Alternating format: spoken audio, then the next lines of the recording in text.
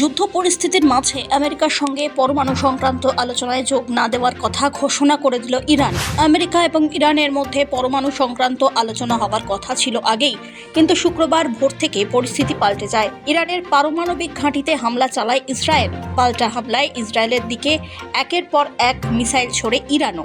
এই পরিস্থিতির মাঝেই আমেরিকার সঙ্গে আলোচনায় বসার বিষয়টি নাকচ করে দিল ইরান। শুক্রবার তেহরানে ইসরায়েলের হামলার পরে ইরান আমেরিকার দিকে অভিযোগের আঙুল তুলেছিল, দাবি করেছিল হামলা চালানোর ক্ষেত্রে ইসরায়েলকে সমর্থন করছে আমেরিকা। আমেরিকা অবশ্য সেই অভিযোগ অস্বীকার করে। পরে অবশ্য ট্রাম্প ইসরায়েলের পাশে দাঁড়িয়ে বলেন, আমেরিকা হামলা পিছিয়ে দেওয়ার চেষ্টা করেছিল। কূটনীতি এবং আলোচনার জন্য ইরানকে যথেষ্ট সময় দেওয়া হয়েছে।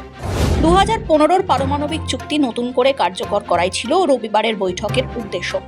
2018-তে ওই চুক্তি থেকে বেরিয়ে যায় আমেরিকা। সেই চুক্তি নিয়ে ছিল বৈঠক, কিন্তু ইরান দাবি করেছে এই বৈঠকের কোনো ভিত্তিই নেই। বিভিন্ন রিপোর্ট বলছে ইউরেনিয়ামের বিশুদ্ধতা 60% নিয়ে গিয়েছে ইরান। আর কয়েক শতাংশ বৃদ্ধি করলেই ইরান পরমাণু অস্ত্র তৈরি করতে পারবে। কিন্তু আমেরিকা চায় এখানেই থেমে যাক ইরান।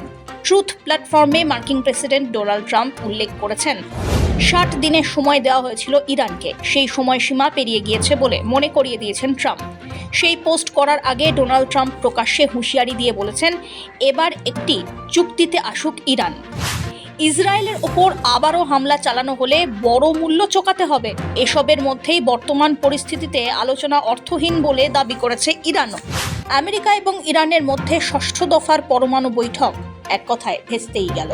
ব্যুরো রিপোর্ট, সময় কলকাতা।